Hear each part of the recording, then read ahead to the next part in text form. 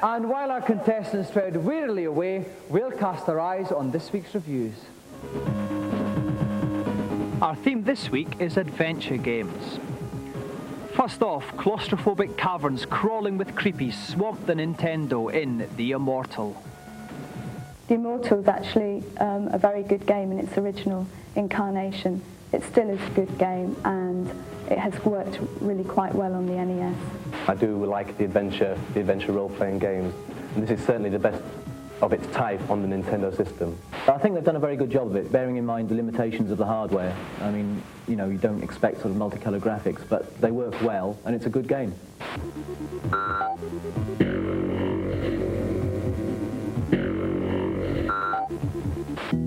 Next up on the PC, LeChuck's back, and this time he's irate as everybody's favourite pirate returns in The Secret of Monkey Island 2.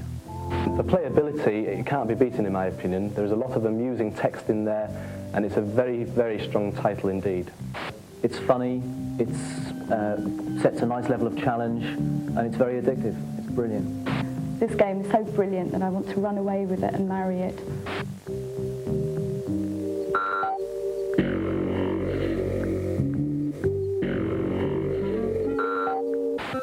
And finally, on the Master System, a caper a la Dungeons & Dragons, Heroes of the Lance.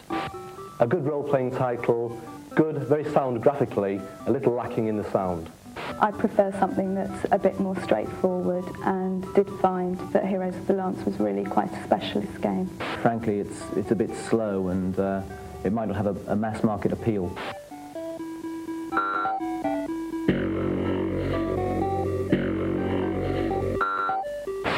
Okay, now for our new games section. One of this year's hottest games will undoubtedly be ALIEN³. Here to give us a wee peek is Joe Bonner from Pro Software. ALIEN³ is a game based on what must be this year's most eagerly awaited film, ALIEN³. You have to go around the complex, dodging aliens that come at you from out of the floor, out of the ceiling, from behind doors, all over the place, an utter infestation of aliens. Once you've managed to get past them, you actually rescue the prisoners, and they bow at your knees in thanks. There are 15 levels like this, all with different graphics, and there is a big monster in each one for you to dispatch.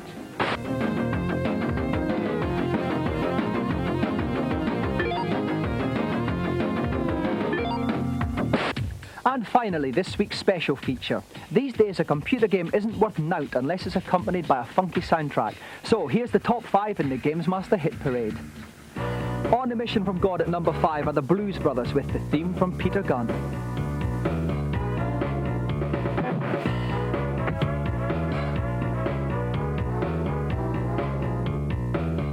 At number 4, Mad, Bad and Kind to Monkeys' Michael Jackson struts his way through Moonwalker to the sound of Smooth Criminal.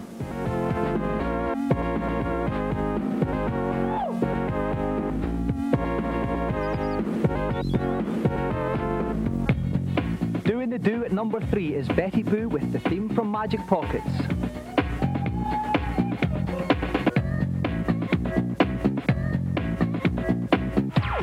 It's straight in at number 2 for Cold Cut's top banana anthem, Global Chaos.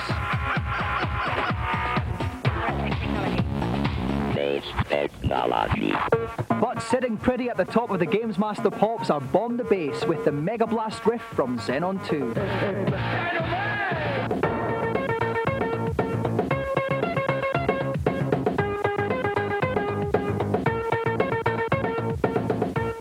If you'd like more information about anything in the programme, you can call the GamesMaster Club.